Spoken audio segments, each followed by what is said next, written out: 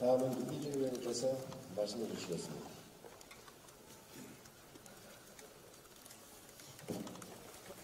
네, 유기준 의원입니다.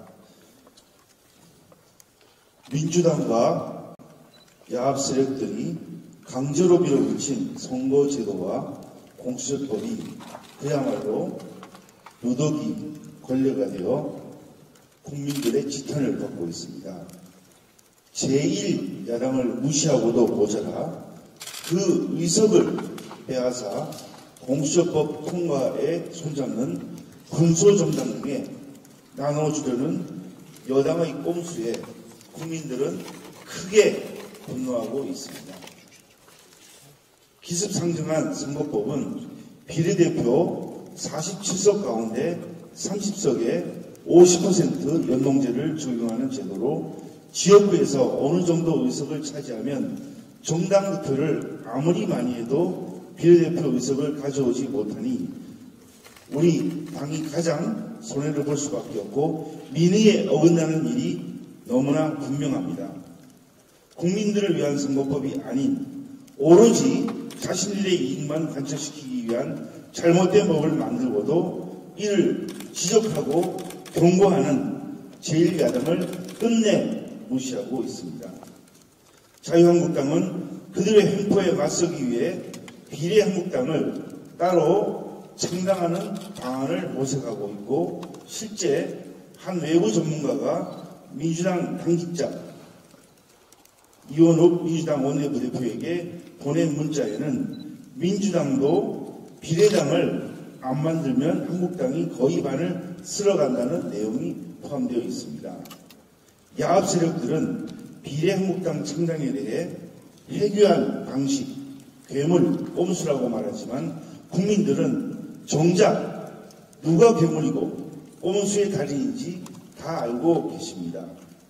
비례한국당 창당이 민주당과 야합 세력을 막기 위한 대응 방안으로 모색되자 민주당도 비례민주당 창당을 고심하지 않을 수 없다는 지적이 일고 있고 이는 정의당을 비롯한 야합 세력들의 반발을 받게 될 것입니다.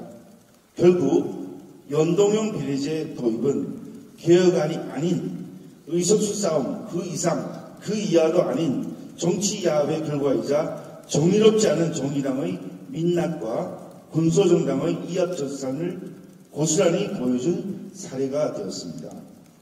제1야당이 반대하는 선거법을 강제 통과시키겠다는 우매한 발상이 오늘의 상황을 자초했다는 것을 결코 잊어서는 안 될 것입니다.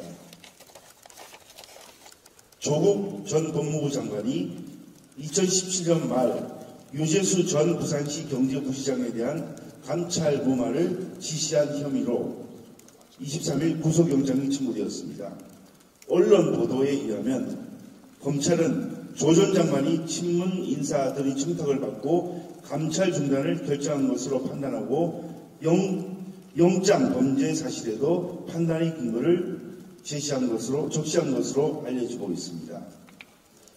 검찰은 감찰 및 징계 무마 과정에 친문 인사들이 청탁이 개입된 사항을 다수 확보하고 관련 내용까지 영장에 적시했으며 중대한 비사실을 확인하고도 감찰 자체가 아예 없던 일로 정리된 배경에는 유 전 부시장과 친분이 있는 친문 인사들의 구명 청탁이 있었다는 의혹이 강하게 제기되고 있습니다.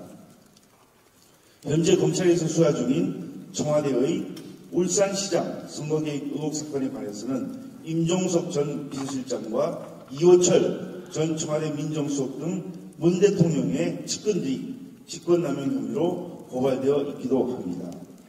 이들은 문 대통령의 오랜 지인인 송철호 울산시장의 당선을 위해 당내 경선 경쟁자에게 출마 포기를 종용했다는 의혹을 받고 있습니다. 조국 전 장관이 구속된다면 의혹투성이인 울산시장 하명수사 사건도 실마리를 풀 수 있을 것으로 생각합니다. 송병기 전 울산시장 업무수첩에 조국 당내 경선 후보를 움직일 카드가 있다고 기록된 것으로 보도되고 송 전 부시장 수첩의 구체적 선거 전략 내용도 기재된 것으로 알려지고 있습니다. 이 같은 여러 의혹에 대해 울산시장 후보 경선 당시 청와대 민정수석이던 조 전 장관이 부당 개입을 했는지 여부를 반드시 밝혀내야 할 것입니다. 이상입니다. 네, 다음으로 정진석 의원님 말씀 주시겠습니다.